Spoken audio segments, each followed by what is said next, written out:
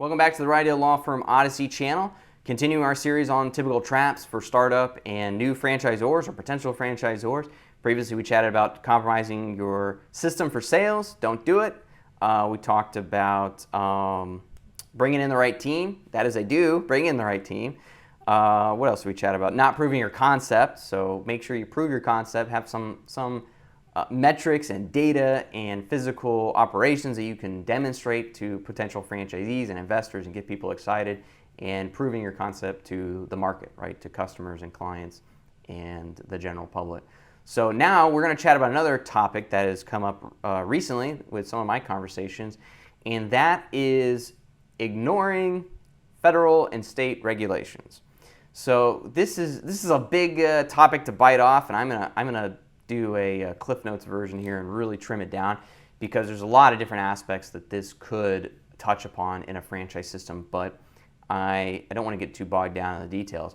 But there are a whole web of federal and state franchise regulations, and there's a federal baseline, right, that is mandated by federal law, the FTC franchise rules, what it's called. That's what mandates a franchise disclosure document. It also mandates some of the prohibitions in your sales process and what you can say, what you can't say, and how you're supposed to disclose information correctly to the franchisee, the potential franchisee. So that's the baseline. Everybody has to do that if you are crossing borders with your state borders with your franchise concept. If you are based in Texas and you're selling to Louisiana or to New York or California, you have to follow the federal rules every time, always. Now, next level, down or up or however you want to view it, next level is every state will potentially have its own franchise regulations on top of the federal baseline. So there's about 20 or so states that are going to have full registration process. This is states like Washington, California, Illinois, Indiana, Virginia, Maryland, did I say New York? What else? There's a couple others in the Northeast corridor. But anyways, there's a handful, about 20 states or so that will do that. Another 10 to 15, including some of those states already, are going to have either a notice filing requirement or sales and relationship rules. So you have three categories of state regulations. The first is that full registration, which means you have to file your FDD with the state. They will read it. They will comment on it. They will make you change it if they don't agree with it, or they feel that it's not correct according to their rules and regulations in that state, and you'll have to do that to be able to sell. The next level is the notification states, where that'd be like Texas, Florida, Michigan, where annually you just have to mail them a notice, or sometimes it's one time.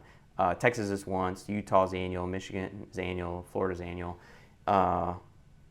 Where you have to file every year a notice to the state saying, hey, we are complying with our federal requirements, so the state, you just need to know that. You just need to know that we exist, we're compliant with the federal rules, and you file it. They file it away and give you a stamped copy or whatever.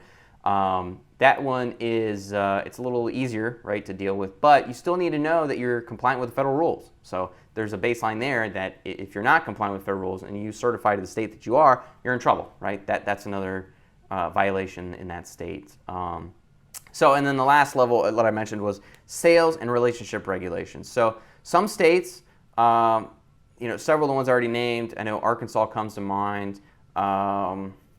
Trying to think of some more. I know Washington's a big one, where they have special rules in California, of course. They have special rules on how you are allowed to treat and deal and do business with your franchisee beyond the initial sales and disclosure process. So there's rules on how you can terminate. There's rules on how you can non-renew. So if you feel like they're not a great fit and the contract's expiring and you decide not to allow them to renew, there are special rules on that and special categories of circumstances that are permitted and others that are not. So those are very important to be aware of too. And those vary from state to state. Some of them are quite comprehensive, others are not, but they may touch upon you depending on where you're operating. So those are just a 30,000-foot overview of some of the types of regulations, the types of things that you need to be aware of at the federal and state level. Don't ignore them. Don't pretend like they don't apply to you. Occasionally we've had potential franchisors come to us, or people who are franchising already and don't realize it or not compliant with the rules, and it's a mess. Cleaning that up can be done, but it gets ugly because you may have to self-report to the state. You may have to offer rescission to franchisees, which means canceling the contract, and often part of rescission is making the franchisee whole. So returning all the money that he paid you, royalties, initial franchise fees, that has to be returned to them. And that's if you're not compliant, and you become compliant. Those are some of the ways that you become compliant.